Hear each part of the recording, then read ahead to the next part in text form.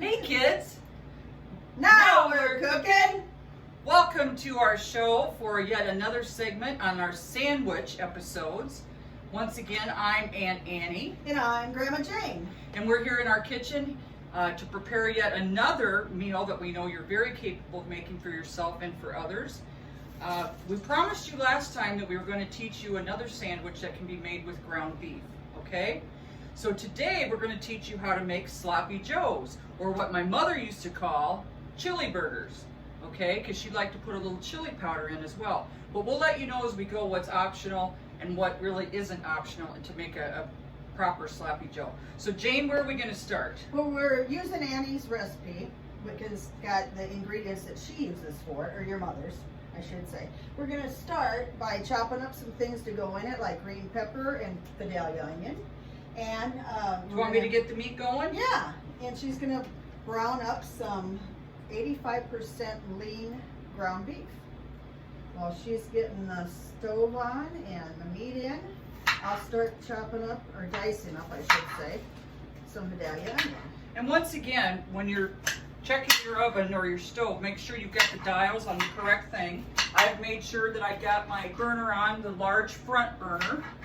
And you can use all kinds of utensils to break up your meat, to brown it, but I'm just going to use the same spatula we've been using for grilled cheeses.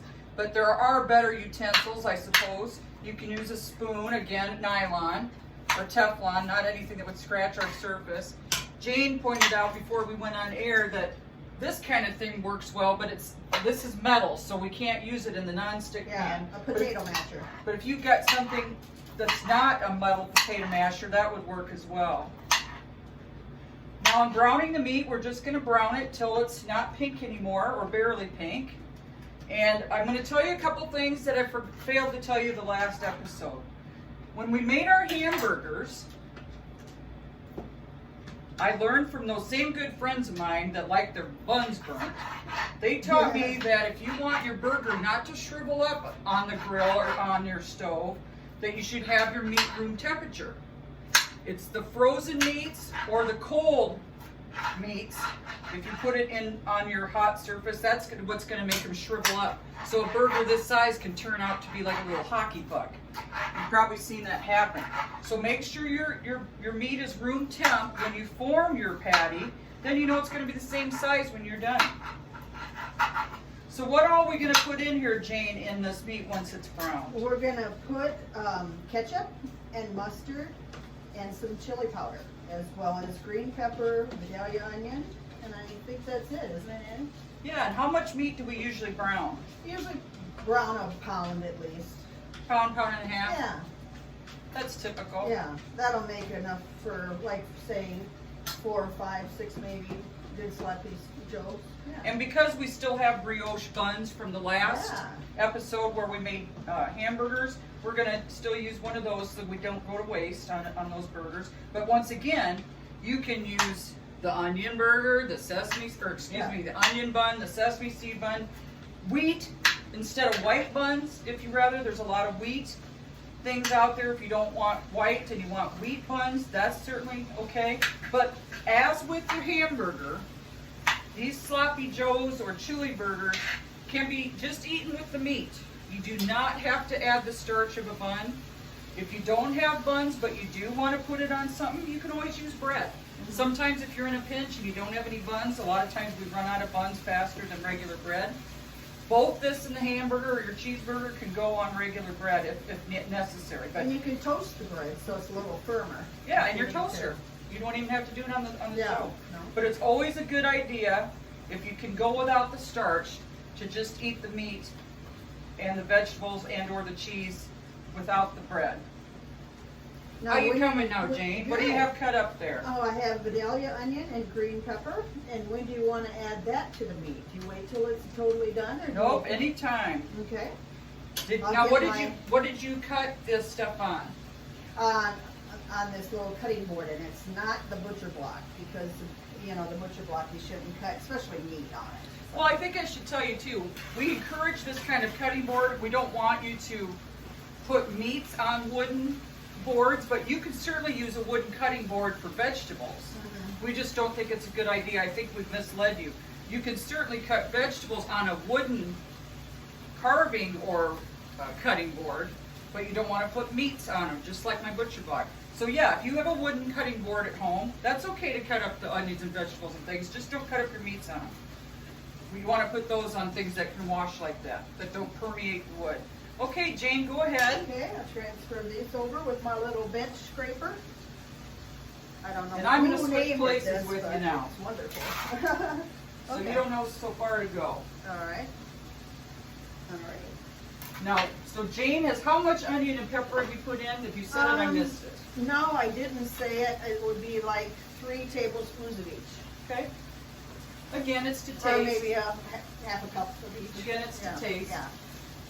If you wanted to cheat, which we don't ever encourage, we want people to make things from scratch. So you're going to see us when we bake and when we make sauces and that sort of thing, that we make things from scratch. Now, you're going to know that there are canned things out there, and I won't mention any brands, but there are canned things out there that you can cheat and just add to your hamburger for a sloppy Joe, if you're in a hurry or want to cheat. But a lot of times, why spend the money? You've got mustard, you've got ketchup in your fridge, you've got stuff in the spice cabinet. Why even bother? Why Right. spend the money? Yeah. So, at any rate, does it look like it's pretty brown? Yeah, the meat is getting brown, but we gotta wait and get these vegetables a little more cooked. A little bit more. Is But this still the 85% lean? Yes. Okay. And I- yeah. Okay, when we said 85-15, 80-20, 90-10, that was meaning the higher number is what percentage is lean and the lower number is what percentage is fat. I don't think I made that clear the last episode either. Jane, is this something we're going to have to drain? No, Or no? Or I no? wouldn't, because it's so lean that it doesn't have really much grease or juice in there. So we can just not have to add a little of that. Well, again, I'm glad she said that, because if you get a heavier fat ground beef, it'll get pretty juicy in there, pretty greasy. So if I did use a higher fat content ground beef, I personally would put it in a colander. I would dump it when it was done in a colander, which, let me show you what that is. That's a bowl like so that has slots in it, so liquid or grease can get through. And I would dump that meat when it's done in here to get all that grease out of there. And then I put it back on the stove to finish.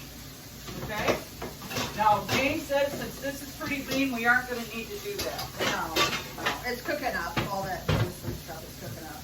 And I'm glad that you said from scratch, Aunt Annie, because I can't wait to teach them like how to make pie crust. Because I don't care, I mean, it's out there to buy the ones that are refrigerated and roll them out and everything, but they're never as good as homemade. Well, I'm going to learn a lot, just like you kids, when it gets to things like pie crust. I can tell you that. Jane's going to be teaching all of us. I love it. Okay, are we to a point yet that we need any of the other ingredients? Well, yeah, we could probably add it and still let them cook. Let it cook. Now, did you add any other seasonings to this? No. Did you? Nope. Okay, so you want garlic powder again? This wouldn't hurt. And pepper? A little pepper wouldn't hurt. Again, that's optional as well. Whatever you want. I like things a little bit garlicky. Pepper never hurts. With the chili powder. Again, no salt. Yeah. And the rest, again, you don't have to put chili powder in when we get to it either. That was just something my grandma, or I should say my mother, Grandma Jayne, would do, and we just loved it. I love chili powder. And chili, I can never stop putting chili powder in. I don't know what the deal is, but I love it. It'll be fun when we get to make chili too. Yeah, yeah, definitely. That'll be more fall and winter fare. Yeah, we'll kind of get seasonal food, right? I think we can probably add our condiments then. Okay. So I'll start with some ketchup. Is this something you're going to kind of eyeball then? Meaning we didn't really measure? Yeah. Do you have any? No. I just do it by kind of by eyeball and taste. Okay. And then mixing it in, right? Then once it's cooked, you just turn it down then, so you don't have to have it as hot. Right. Okay. So once you have it cooked, go ahead and turn it down. Because now we're just keeping it warm and we're just putting the mixture together. It doesn't have to be as hot. I add the rest of the ketchup. I may have to add a little water, actually. Okay.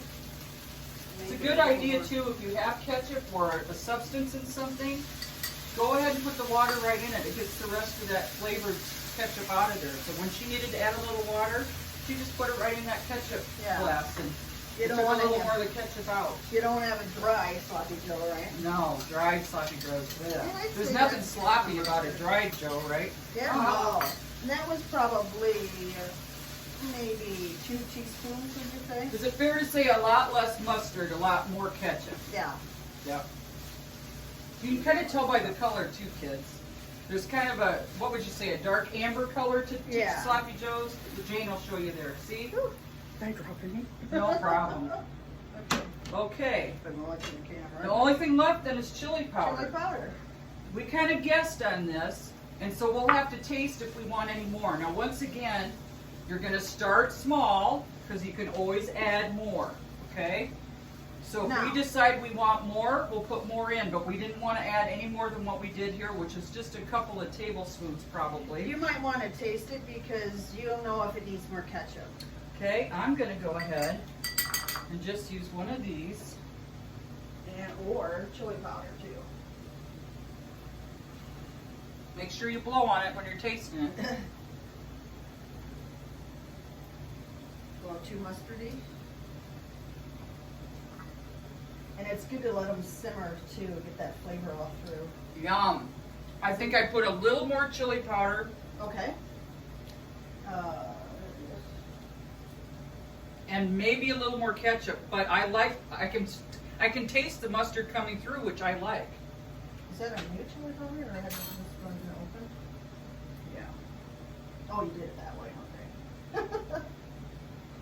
Okay, and then, And you said ketchup or no? yeah, I put a little more in because I think most people are unlike me. They don't want to taste probably a lot of that mustard coming through, but not much. I can taste it coming through, but that's good. Yeah. It's just not heavy. And I'm going to add a little water again because it gets thick. You don't want a dried sloppy Joe. You don't want a dried Joe. That's why they're called sloppy for a reason. Or a chili burger, like my mom used to say. Yeah. And we'll just let that simmer a little bit. Okay, you turn the stove way down, just let it simmer. The longer it simmers, a lot of times the better it is. Yeah. Once again, we can put this on a bun of any kind, bread of any kind, but if you're good enough to skip the bread because you don't need the starch or the calories, go ahead and just eat it like you would chili or something without. What are some good sides with sloppy Joes, Jayne? Oh, baked beans and maybe hash browns or what did my mom always put with that? Relish of some sort. I think coleslaw is really good with this too. With everything. Again, we already have, as you know, Yeah. a nice big bowl of coleslaw we could have put with it. Jayne, didn't you mention to me earlier something about brown sugar? Yes, you can add that to your sloppy Joes, and I know the fair does that, and it makes them, just takes the, get probably the mustard bite off that. But not much, I would take it. No, I don't think so. Because again, once you put too much brown sugar in, it's just like, ugh. But It tastes like gives it almost like caramel. Yeah. But again, just a little bit, maybe a teaspoon or a couple teaspoons is all, depending on the amount of your batch. I think I should serve one up. Sure, let's do it. Alright. We've got a bun right here, Yep. ready to put on our Uncle Ron's, or I should say Friend Ron's plate. That's right. I forgot to transfer that. And I'll start helping Jayne clean up. And Annie does all the cleaning up, I think. No, I'm just kind of, gives me something to do. She's a neat freak. But I don't mind cleaning up, it's fun. Oh, and you could put lettuce, tomato, pickles, A whatever lot you of want people, to. lots of people put onion and pickles on a sloppy Joe. Yum. But there already is some chopped onion in there, as you Yep. know. But some people even add another slice of onion. Lots of pickles in sloppy Joes. People like to put Love on it. it. But again, some coleslaw and some fruit would be excellent with this. Some of you that aren't worried about calories might want potato chips. I know a lot of people think a good, especially like a thick wavy potato chip, is good for scooping up some of that sloppy Joe that comes out of the bun, that we know that falls out of the bun. Some people just like to take an extra helping and just use thick wavy chips to put in the sloppy Joe and eat it, almost like it's a dip. And that's delicious as well. You can use Fritos. I mean, there's so many. Like a corn chip? Yeah, corn Very chip. good. Okay, so now you can just simmer on low till you're ready to eat. Serve. When our guests come over, right? Yes, in fact, we're having guests come over to help eat all of this food we prepared. Yeah. And so I think that would pretty much close us up for this episode. Believe it or not, we still have a couple more sandwich episodes, and then we're going to be done with that, and we'll move upward and onward. So until then, again, be good to yourselves, be good to others, and think good thoughts. That's good. And be safe out there, and we love you. We sure do, kids. Have a good night, and see you next time. Take care. And when are we going to see him again? On Now Now We're We're Cooking. Cooking. See you next time, kids.